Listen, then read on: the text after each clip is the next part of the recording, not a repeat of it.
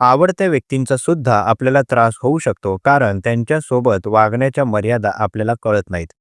आवडत्या व्यक्तींचा सुद्धा आपल्याला त्रास होऊ शकतो कारण त्यांच्या बाबतीत आपण भावनिक गुंतवणूक खूप वाढवून ठेवलेली असते. मानसशास्त्र सांगते की ज्या व्यक्तीवर आपलं विशेष प्रेम असतं तिच्याकडून अपेक्षा अधिक असतात आणि याच अपेक्षा जेव्हा पूर्ण होत नाहीत तेव्हा त्रास होतो. यामागचं आणखीन एक कारण म्हणजे आपण त्या व्यक्तीशी वागताना मर्यादा विसरतो. म्हणजेच किती सांगायचं, कसं वागायचं हे न कळल्यामुळे नात्यात अतिरेक निर्माण होतो. अशावेळी दुसऱ्याच्या स्वातंत्र्याचाही आपल्याला विसर पडतो. त्यातूनच संघर्ष, गैरसमज आणि मानसिक तणाव तयार होतो. म्हणूनच कितीही जवळची व्यक्ती असली तरी तिच्यासोबत वागताना सीमारेषा ठेवणं गरजेचं असतं. यामुळे नातं टिकतं आणि स्वतःचं मानसिक आरोग्यही सुरक्षित राहतं.